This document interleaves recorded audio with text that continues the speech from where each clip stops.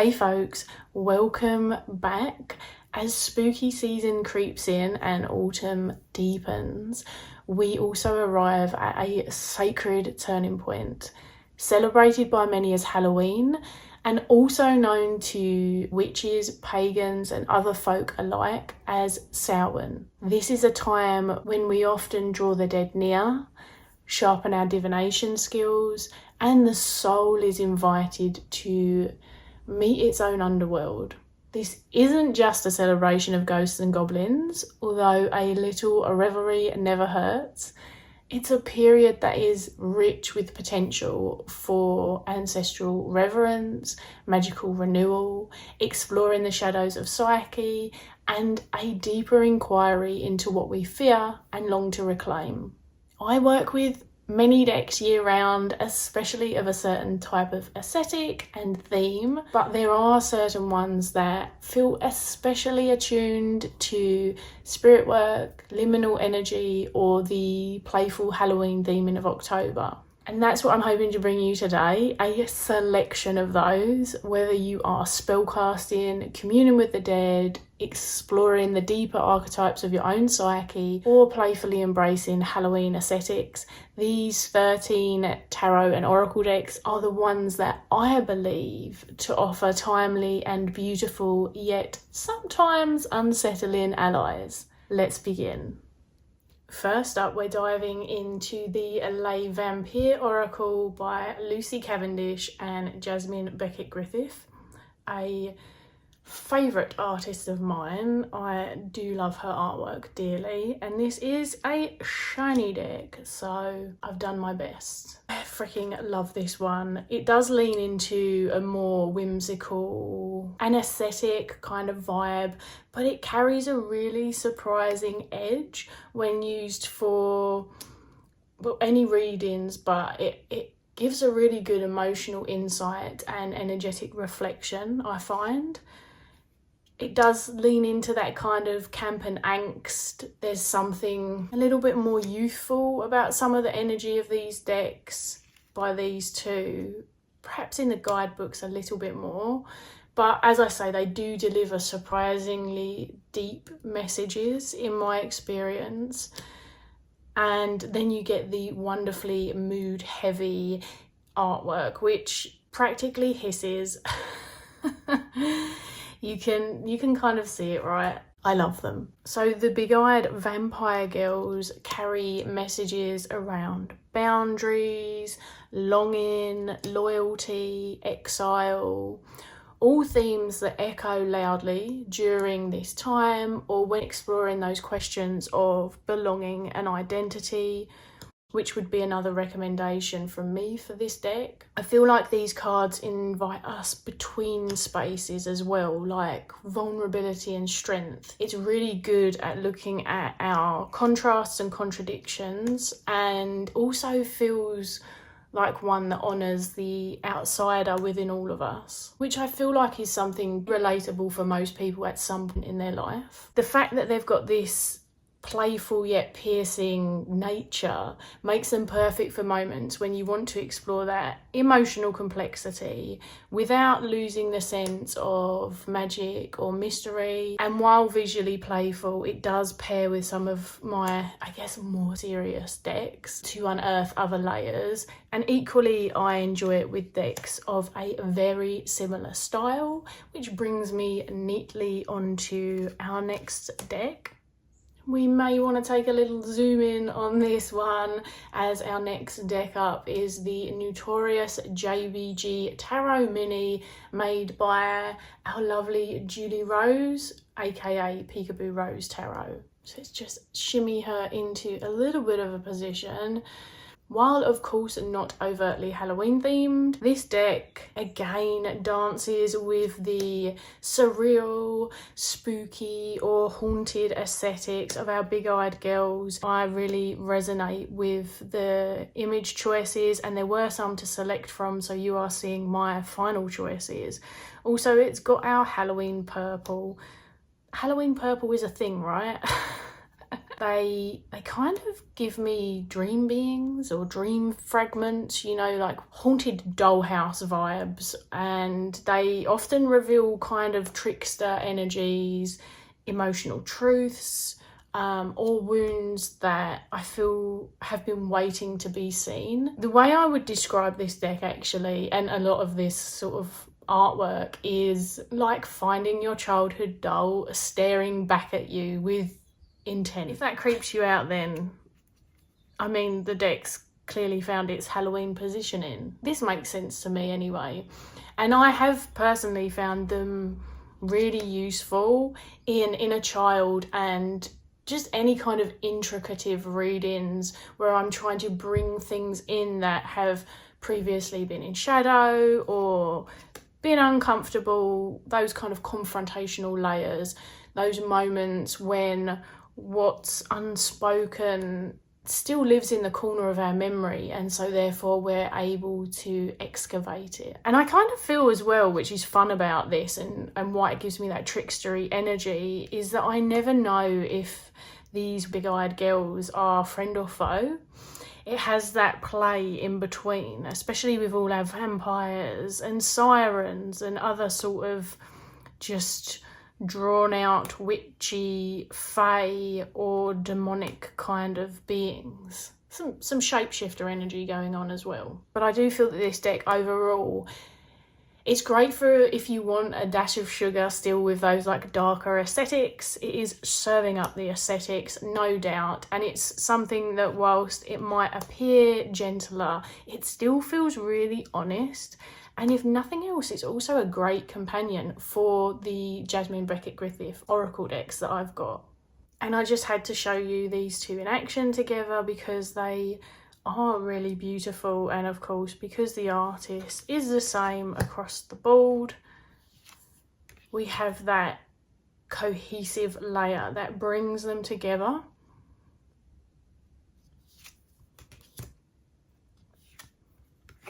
And they are just a mood. So yeah, that's my Jasmine Becket-Griffith editions in action. Retaining our vampiric vibe now from the first one, we are leaning into some more vampire decks. First up, we have Tarot of Vampires by Ian Daniels, and I believe that this is on its way out of print, I think for good. There is going to be at least one other out of print deck as well, but this is to inspire and hopefully delight you, not for you to go out and start shopping unless that is what you want to do. So we are in a very seductive, melancholic and architecturally, symbolically rich deck that channels our classic vampire as a figure of, I guess, spiritual hunger and psychological shadow, especially if the book is anything to go by. These are things that are discussed by Ian Daniels and are definitely layered in. Think less, I guess, less Halloween costume and more romantic, gothic psyche dripping with desire, transformation and loss. You will see some big romance cliches in this, in my humble opinion. And whilst it does lean into a heavily whitewashed romantic horror aesthetic, meaning it's not the most diverse portrayal of vampirism, and we definitely have some more nowadays, it still offers a potent tool for exploring power, seduction, energy exchange, and the dynamics of feeding or being fed upon. Think Interview with a Vampire with enough leather and lace to make Anne Rice proud. It's theatrical, look at our fall. It's self-indulgent, it's sensual. It's basically your favourite tortured immortal. If you have one. And if you don't, I mean, now's the time. Really, go find one. Also, it comes with a book that honestly people do talk about for good reason. It is ideal if you can get a hold of it, even just for the book, if this is not your vibe, for working with our relational patterns and really the rich symbolism within the tarot and layered meanings as well. So there is a lot to uncover beyond this gothic romance, basically. But yeah, it does give a dash of cheese still, maybe even a little more than a dash, but I freaking love this one. And whilst it wasn't in my full decks, these decks will come out for October. Deck number 4 and last of our Vampyres. This is a heavily out of print deck, sorry, but it is coming out, so I want to talk about it very briefly. It is the Vampire Tarot by the lovely Robert M. Place, and this deck is so freaking impressive. It is anchored in myth, literature and psychological archetype, and it really stands out as a thoughtful exploration of the vampire as a metaphor.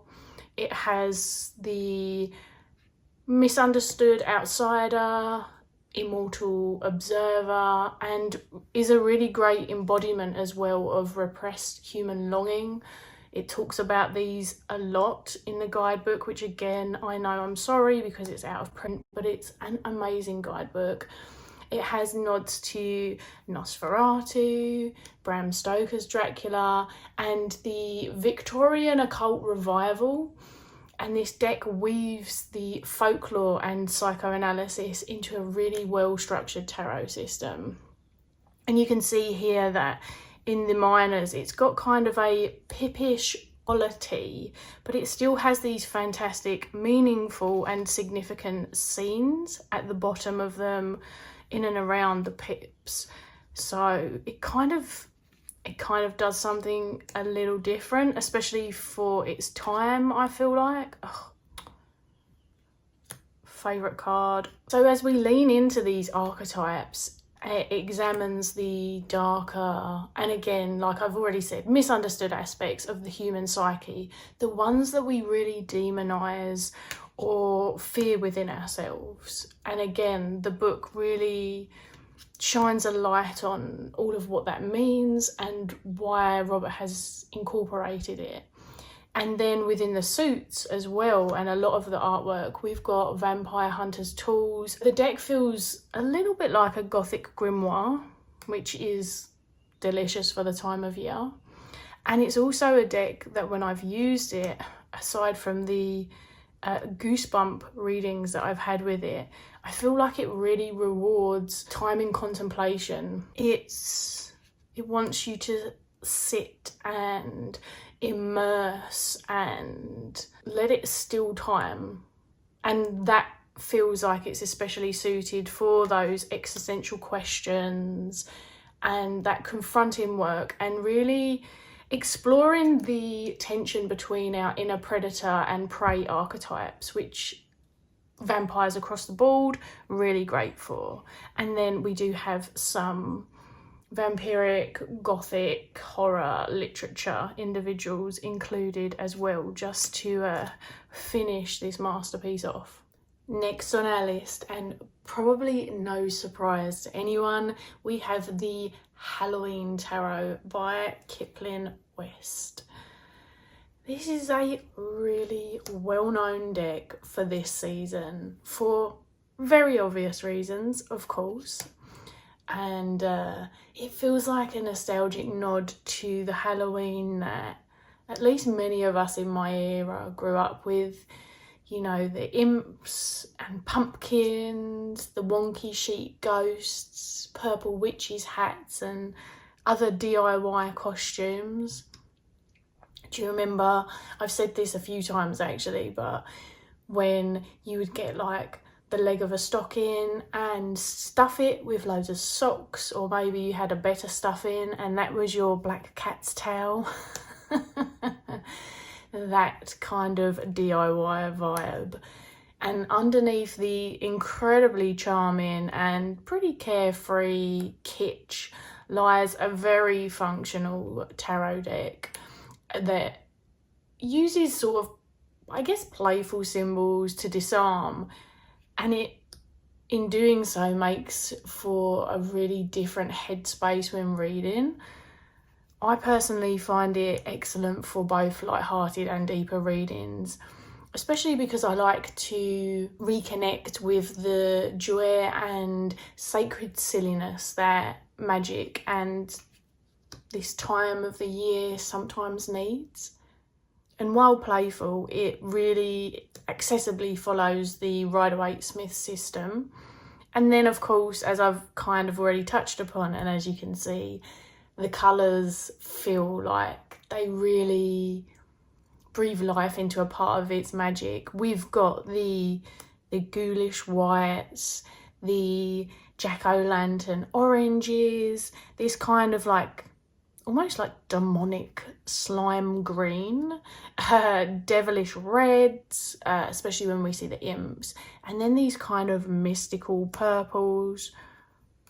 Here we go, like a royal purple, and they kind of just really come together to summon that classic Halloween mood. Again, I appreciate that's pretty era specific for me, but it does feel classic. It's that celebration of camp, of costume, and the kind of old school spooky that warms rather than unsettles. It's definitely got friendly vibes. This is a stark comparison to some of the sharper and perhaps even more horror that will be seen in some of the decks that I share today. And honestly, this is just a cult classic at this stage, so I would encourage you to cue the candy corn. And yes, I am a fan, even though I'm not American. My lovely friend Juli sent me some the other year, and it's delicious. And then crank up the Monster Mash and settle in for some fun nostalgia Halloween vibes. At number 6, we have another eeny weeny that's gonna need a zooming in on.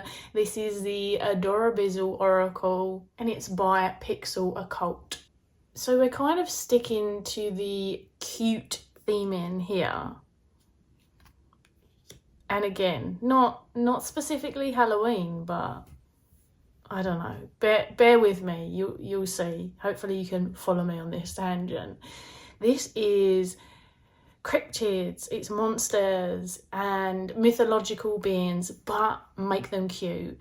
It's Neopets meets cosmic horror, where the things that go bump in the night are just oddly huggable. And if you know Neopets, then points for you. This is the one that it reminds me of the most. And there's also a kind of reminder that comes with this deck, not to underestimate it just because of that. It offers a really strange comfort, reminding us that our fears can, I guess, desire connection, for want of a better term. You know, avoiding them doesn't help. It's silly, it's sweet, but it doesn't lack the substance, which is evidenced in the concise but meaningful information that's included in its little guidebook as well. And I like that idea of befriending our inner monsters and identifying and softening our exploration of fear responses, or incorporating play into some of our magical workings. Look, is that not the cutest spider being that you've ever seen? It just feels especially suited for those explorations, you know, through that lens of tenderness, helping to soften the inner demons, or approach difficult emotions with empathy and even humour when it's needed as well. And I've used it as a gentle tool during things like burnout, grief, just general emotional overwhelm, and of course simple daily messages and kind of general readings. But it creates that really nice bridge between the serious and the surreal, with the cutesy vibes. So yeah, I Personally, a big fan of this. I was gifted it a long time ago, and it sees quite a lot of use but doesn't get shared a lot on the channel, so it felt like the perfect time to share it because it will be out probably just next to my bed, to be honest.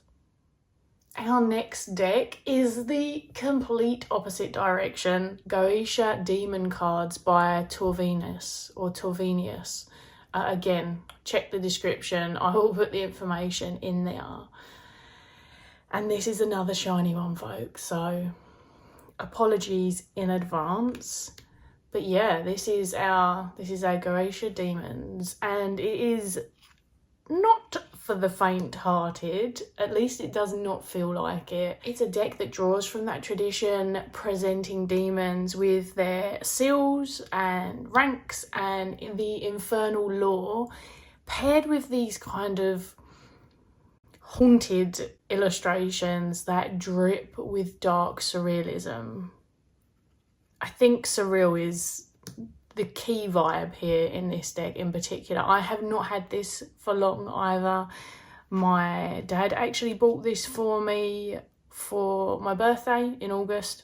And for those working with the Goetia or exploring just, I guess, any kind of those infernal currents, this is somewhat stark within the surreal, but it's a really deeply evocative tool so far. And again, definitely not Halloween per se, but it feels undeniably appropriate with its twisted aesthetic where the demons are being invited to come out and play and take up space. And really, I wanted to include this as well as this year's offering because I often share the Fallen Angels, which is an absolutely treasured oracle that I use all year through, but is also very complimentary for this time of year. And this is its new companion friend, I suppose. It's just such a wonderfully weird looking deck in particular, and not one that I had seen, not one I have heard about very much. These kind of decks in particular, lumping in Fallen Angels as well, are great for working not only with spirit conjuration but kind of boundary setting, and of course engaging with the Goetia in practice across the board, and offering up a kind of abstract symbolic language with which we can then bring to life in our own way, whether that's through ritual or, you know, whatever takes your fancy. So yeah, this is a pretty new to me deck. And following on from the demons, in somewhat of a complementary style, we have the Murder of Crows Tarot by Corrado. And this is a noir fever dream of a deck, and it's all grit, grief, and gothic glam.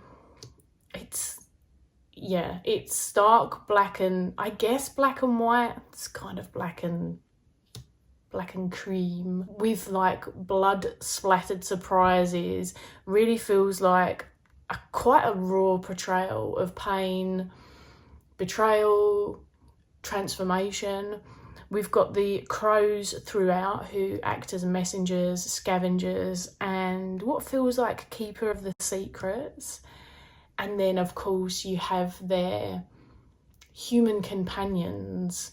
And through this, it seems to express a terrain of grief and wrath and revelation. And it just comes with what can only be described as haunting and often confronting imagery through the lives of those crows and their human companions. Or are they followers? You know, it's sort of hard to say at some points. It has this cinematic, almost graphic novel feel. A city of sins haunted by feathers and memory. You know, I could really wax lyrical and get poetic with it because it feels like that. But again, it has that dark and twisted vibe that the previous deck had, just not the surrealism, I suppose. And there's something raw and unapologetically emotional about using this and what we're seeing. which feels good for all of the things I've mentioned, and also again exploring fears, personal death rebirth cycles. You know, there's something just really uncompromising about this in particular. And for those who don't shy away from this kind of imagery, from the more confronting parts of their practice or of our reality, and also don't mind weeping and raging and walking into these explorations, this deck is an absolute beauty for that. It's really hard to explain, but it just feels like a really potent one in particular. I only wish that the smaller version of it had the red already on it, because this is the limited edition version and it's humongous. But I do quickly want to show it to you with the previous deck as well, because they are quite the pairing. And so here we are, just momentarily bringing them together for what would probably be quite a challenging reading. I love the flow of the red through these in particular. Now, this is about our decks, so I'm not going to get into discussing the pairings. I just wanted to show you a couple of visuals really quickly, because it does just have, as I say, those vibes. It really brings together the sinful comic that I was kind of trying to allude to, or at least the suggestion of sin, because of course that in itself can be argued and explored and broken down into what we understand as demonization, and that's just why they're just so clever together. Next up, we have a beauty by Patrick Valenza. Most will know him through Deviant Moon. He has a selection of decks, all of which would have worked in this top 13. This is the Oracle of Black Enchantment, and this is the Samhain coloration, I think that's what it was called. This is not the traditional colouring. This was a limited run of a very orange one and was gifted to me by a lovely friend. Maybe I'll move this up here and then pop them to the side. They're interesting shapes, aren't they? Lovely cardstock though. And really, for me, this oracle walks the crooked path. It's visually chaotic, narratively strange, and steeped in the lore of heretics, witches, and madness as well, because it does have that historic depiction in play. You know, the artwork is like stepping into an old book of cursed woodcuts and cautionary tales where we're warned of the witch. And this is kind of a playful way that we can introduce this, I guess, into our own workings. And when used intuitively, it really opens up and transforms into a visual grimoire of story and symbol. And they transform and change throughout as well. Like, the stories that I would read one time isn't necessarily the story that I would read another time. The deck doesn't come with a full guidebook in person, it comes with a PDF. But I think that that's part of its charm if you're willing to experiment with it and let yourself sort of step away from that. Because again, it asks you to lean into your intuition, storytelling, and really experiment with these dramatic retellings. I also feel like there's quite a lot of reclamation that can be had then in something that is depicted in this way, and from those harmful, I guess, expressions and beliefs and depictions of witches of old. Because through our retellings, there's sort of like whispers of resistance and exile and the wild, and it feels really fitting for the deconstruction, reclamation, and exploring of our personal myths through sometimes a darker lens, but that's okay because we welcome the dark, the light, the in-between. It's all part and parcel. And I think that that's something that Patrick Valenza has done really well and articulated visually through his artwork time and time again, whilst also having like playfully charming expressions in some of the decks and then some of them being a little less so. And for those who might have this deck and are looking at some of the ways in which to work with it, one of the things that I enjoy doing is actually pairing it with a tarot so that you've got like a supportive aid to help the story speak and really unfold. So we might take this picture here and then just pull a couple of tarot cards around it and start to explore, is this a representation of us or a part of us? What's being pulled out? Why is it being pulled out? Is this a healing thing? There's so much to read into this. And of course, then if you're reading for others and including them in as well, and you can really take it as far or, you know, keep it as short as you would like, because they also layer into stories themselves. Again, if you think about, I don't know why I keep referencing comics, but that kind of comic book style, and these are all little pictures that can be woven into a fuller, more articulate story. Plus, we've just got all of the things that one would expect or enjoy seeing in Halloween as well, and it has more of that adult humour in it. So I feel like this one sort of, it meets those of us who have more of a varied taste and like some of the edgier sides of the spooky season. And number 10, we have a deck that goes in and out of print. I don't know where it's at the moment, but this is the Cursed Auguries Tarot. This is by Sora, I believe is the name. I freaking love this one. So again, it had to be in here. And we are now moving into decks that I guess feel more like witchcraft and practice in a way that's less surreal, less Halloween-y and more everyday, at least for me. And this is a deck that is steeped in folk magic and the old craft. She also mentioned some pagan and Christian inclusions as well. And this tarot feels like walking through a bit of a haunted tale where nature and death blur into one, which of course they are part and parcel of each other. And what we have here are very witch familiar animals and symbols and tools, things like hares and skulls, toads and snakes, twisted roots and weathered iron nails, and it evokes a world of charms and curses, as well as quiet rituals and that kind of unspoken knowing that connects us. And it's quite an interesting deck because the colour palette's pretty soft, but it still feels eerie. It's kind of like washed out as opposed to fully pastel, and that builds on its kind of otherworldly atmosphere, and yet it still feels deeply of the land.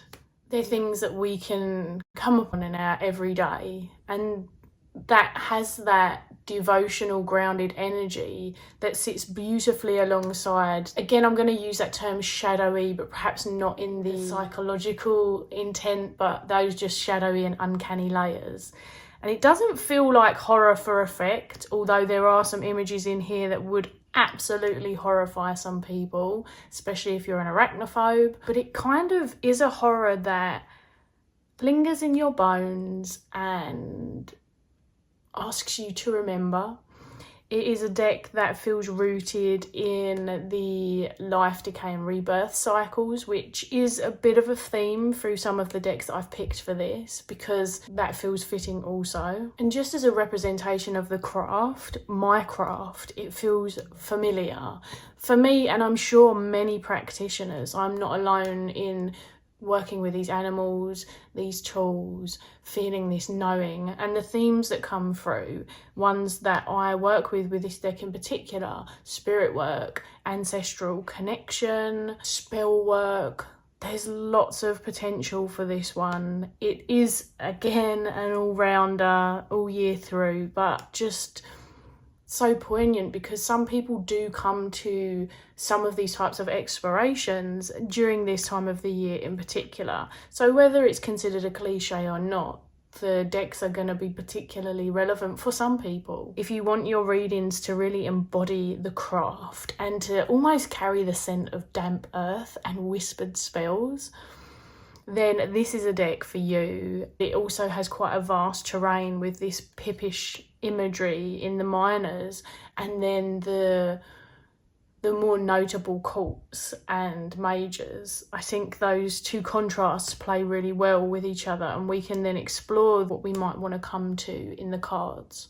One of the things to know about this particular top 13 is whilst most of these decks were undeniably first thoughts, there are a lot more in my practice that I could have included, and also I really didn't want to repeat too many decks from my autumnal full deck edit. I had to include at least one deck by Claire Goodchild, aka Black and the Moon, and it had to be Memento Mori, because this is my absolute favourite, and it is without a doubt undeniably of the season, as well as just an expression of the craft overall. So that is the one that I chose to include. But her tarot decks, I say decks because I've got several editions of them, and also her other Oracle, so Oracle of Oddities, which is getting a reboot, by the way, and a revival, they feel very fitting for this in particular too. But here we have the Memento, which is by name obviously a deck of death, but it is much more than that as well. It is a deck of legacy, memory, and spiritual connection and contact. When it's time for a seance, look no further. This is your deck. This is your very loyal and willing companion. It's got imagery drawn from antique tools, animals, bones, clocks, various mourning ephemera, and is a deck that is absolutely tailor-made for ancestral work, grief rituals, spirit communication and more. I have used it for all of that, and just beyond. This is my little cemetery buddy as well. We go visiting the cemeteries together, speaking to the land spirits and the spirits who reside there. It's just so freaking versatile, and honestly it feels like paging through a personal collection of relics and trinkets. It's beautifully atmospheric, it's deeply rooted in the practices it represents, and it is 100% a trusted ally for me for walking between worlds, especially good for seasonal transitions, which of course we're in.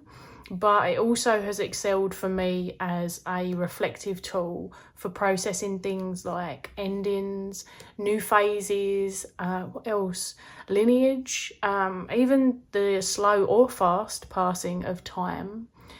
And it gives that kind of sacred decay while confronting us.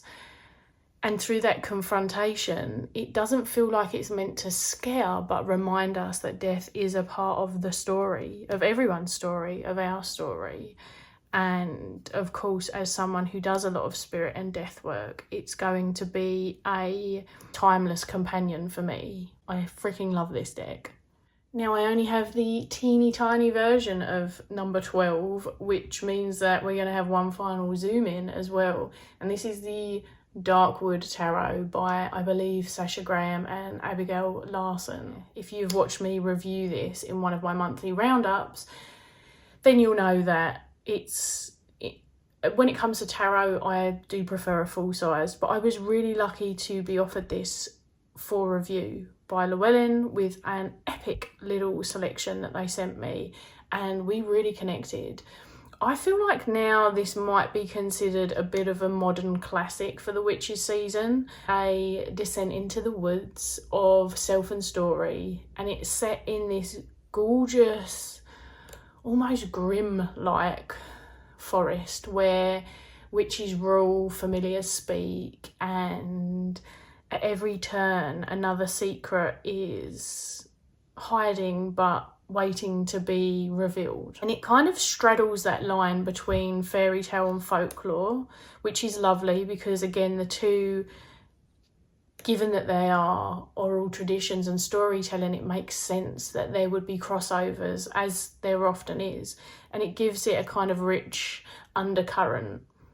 I do feel like it's quite a good deck for some of the things I've already mentioned with some of the previous ones, and has that transformative quality, albeit not to perhaps the same extent as some of the other decks. That could just be because I'm not as bonded with it, but it certainly lends its hand to everything.